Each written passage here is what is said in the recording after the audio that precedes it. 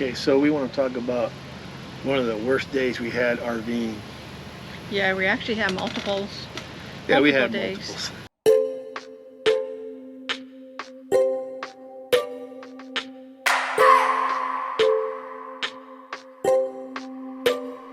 I just wanna hold you. I just wanna look into your eyes and tell you that I want you. You know you make me feel so alive. Can't stop thinking about you day and night. Love it when you kiss me, love it when we touch. Every time I'm down here you make me smile. You're the solution. One of the first. One of the first. Worst days. What do you think? I believe we had a bumper pool then. Yeah, that was our first rig. First rig. Yeah. Didn't know too much about RVing. And we weren't full-timers at the time. No. We were part-timers, so we still owned our home. Yeah. And we were just going out for the weekend. Maybe right? once a month. Yeah. Something like that. Yeah. Yeah, and so we bought our rig. We headed out. Headed out. And you were doing the normal thing. Normal thing. Hooking it up. Yep. When And we got to our park, campground. Yeah, I hooked up the water, the electric, and the sewer. Yeah. And so I told Nettie go ahead and turn on the water. So I can like purge it? Yeah, so she can let all the air out of the faucets. Yeah. And wasn't no water. And I'm going, well, let me shut it off, turn it back on. So I shut it off, took the hose off the hose bib, turn the valve on, water everywhere. Okay, well, we got plenty of pressure. Put the hose back on, turn it back on. You sent me back inside. Sent her back inside, and she said, still no water. Well, then we noticed on the rear of the rig, water was coming out everywhere. It was gushing out the bottom of the rig. Yeah, and we're like, what's it coming out there for? So shut the valve off. But when that started in the bathroom, which we didn't realize, the bathroom was in the back of the RV, water started just running on the floor like a little river. Everywhere. And we're like, oh my gosh, what just happened? Yeah. And what we found out was there was a water filter under the sink in the bathroom behind a false wall panel. Yeah. That you had to take off that we had no idea was there. When we went through the walkthrough, they never told us there was a filter inside there. So wintertime, we winterized, which we thought we winterized, but apparently there was still water in there. So yeah, we had that filter. A few days of freezing, that froze and it cracked that canister, and then that's where water was gushing everywhere. That was our first story. That was the first story. Wasn't a good one. No, now our next story, we actually went full time.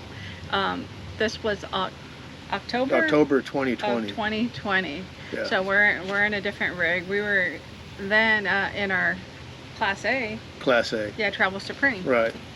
So we headed out and we were making our way. Well, the day before, I turned on the TPMS. Yeah. And I checked all the tires because the tires were put on new, and so then one of the inner tires on the rear axle showed 0 psi, and it was flat. And this the day before, and actually years prior to that had no issue with the tire, but the day before we were going to go full time, the tire had no air in it. It was completely flat. Completely flat. I tried to put air in it, but it popped the bead, so I couldn't I didn't have enough pressure to make the tire beat up against the rim. And we had CoachNet at the time? CoachNet. So you called them and they sent a guy out. They sent the guy out, but also on the outer tire, there was a bubble. And apparently when they put the tire on, they're supposed to be careful with the tool, but they like pinched the rib of the tire to go onto the rim, and it created a pocket inside and had an air bubble on the outside. Well, after a while, right on the rib of the tire where it's supposed to go up against the rim, it had a 3-inch crack. Yeah. So luckily, I guess something was saving us because of that inner tire. So we called CoachNet, and they said, yeah, we'll send somebody out. Should be there in about 30 minutes. It was like 5 hours later. Yeah. Which, To make a long story longer. yeah, which I feel like it was a blessing that we didn't hit the road. Because what if we were on the road and then we ended up getting a flat tire? Right. So we were still in the RV park Right. that we were living at before we actually went full-time traveling. We got that fixed, and then our cat Jack started feeling real sick. Wasn't eating and had problems breathing. So a day before we left, also we had to end up taking him to the vet. Right. And then we found out that his lungs were full of fluid and he had congenital heart failure. That's when he started getting worse. Yeah, I think he passed away the first week that we were in Thousand Trails. Yeah, so we ended up losing our pet, Yeah. which, you know, he was 10 years old, and it was very devastating. And we still, you know, we have Jack and our logo, so he's still part of our channel, and he is with us. We had him cremated, but so that he still travels with us. That was devastating because we just went full time, and then we lost our pet. So we were making our way to Quartzsite. Yeah, and this was in November of 2020. 2020. Yeah. Yeah. So we make it to Quartzsite. Make it to Quartzsite in November, and this is our first time boondocking. So we get there, and it was a learning experience. Yeah, we're there for almost 3 months. Yeah. Yeah, 2.5, 3 months. So I'm in the shower. Every time I'm in the shower, something happens. So I'm in the shower, and then Nettie tells me, I heard a pop. I heard a pop. I smell something burning, and we don't have any power. At that time, we had 600 watts of solar. Yeah, but we did have the generator was on. Generator. We were running the generator. Yeah. Yeah. And so I get out of the shower, get dressed. I go outside, and our inverter is blown, gone, smoked. Smoke coming from the inverter. It was smoke. I mean, it fried. It was a 2,000 watt. And it was, I forgot it was a Pure Sign or no? No, it was a modified Pure Sign. Yeah, I forgot the brand of it. Yeah. But anyway, of course, you know, we needed an inverter. So Mel, I pull the inverter out, we disconnected go it. to town, and there's this solar place there in town at Quartzsite. And so, looking at 3,000 watt inverters, so we ended up buying one. It was over $1,000. Yeah, but before that happened, honey, you know, we saw on the website that they can rebuild. Yeah, they your can rebuild inverters. So that's what we were thinking we could do, and he took it apart. Yeah, the guy took it apart, and he looked at it. He said, I've been doing this for how many years? 20, 30 years? Oh my gosh. And he said, and I've never seen one fried like this. There's nothing in here that you could reuse. He said, I might even build a display booth Put it on and display. put this one on display. On what not to do. On what not to do. And it was so black inside. Yeah. Everything was burnt and ash. So we were truly lucky that it didn't catch fire. Well, not just that. I was kind of proud. He said he'd never seen one like that before, and he We said he's did going it to put right. it on, on display. And so I'm thinking, hey, cool. If he does it, we'll come back and film that, Yeah. But so that was our first boondocking experience when it came to the inverter. So we learned a lot, you know, because we never really boondocked for that length of time. Right.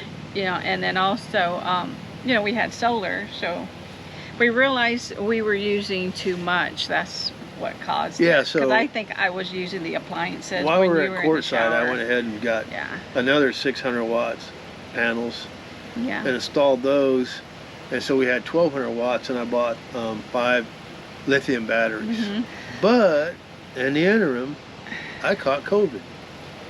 We thought he actually had the desert flu, because we were told that with you being in a desert so long, you could get that, and those were the symptoms that Mel had. Yeah.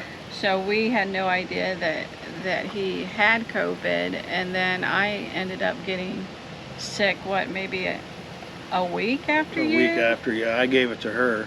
but I ended up getting really bad. And this, of course, was now it's in what? Because that happened January when we got COVID. December time frame? No, because you got it at the beginning of January. Oh. So this was what, now in 2021? 2021. Yeah, when we're still in court site. Yeah. We've had a crazy start. So all this happened, from the start of hitting the road when we went But we're not done. full time. Oh, we're not done. No. He has another one. Yeah. So the Days From, Great Adventure, Greg and Shelley. Yeah, Greg and Shelley. They said, hey, we're going to go to Texas. You guys are going back to Texas. That's where you're from. So you want a caravan? We said, hey, that'd be great. Yeah, that'd be awesome. And I think they had to leave a week earlier because they had to get their work done on the truck. Work done on the truck. Yeah, so we met them by the Phoenix area. Yeah, we met them by the Phoenix area at a truck stop a week later. Yeah. And Nettie still wasn't feeling that good. No. So Greg says, you sure you want to go back to Texas? Because it's supposed to be cold and they're predicting a real cold cold storm. Front, yeah. Yeah, cold front. And they're supposed to get snow. And I looked at them and go, we're from Texas. We don't get it. Especially snow. Where we're at. We're near San Antonio. So we're like, oh, we'll be fine. So we... He won't let us live this down. We caravan all the way back and we end up getting to Medina Lake, Thousand Trails. Yeah. And it was snowmageddon. And I had doctor's appointments already made. And of course, couldn't go to any of the doctors because they didn't have electric. The water was shut off. And in the park, the pipes froze. The pipe froze. Yeah, and luckily we had water in our basement. And they were having brownouts, so we were losing electricity every 15 minutes. Couldn't get the rig warm. We actually had to bring in our buddy heater. Yeah, our buddy heater. And used that to get warm in the rig because we just couldn't get warm. Yeah, yeah. But yeah, so the Days won't let us live that down because they said, we told you a front was coming through. And yeah, we've never been in that type of situation as far as... But we're not done. In the San Antonio area. Okay, we're not done. We only had the park pass.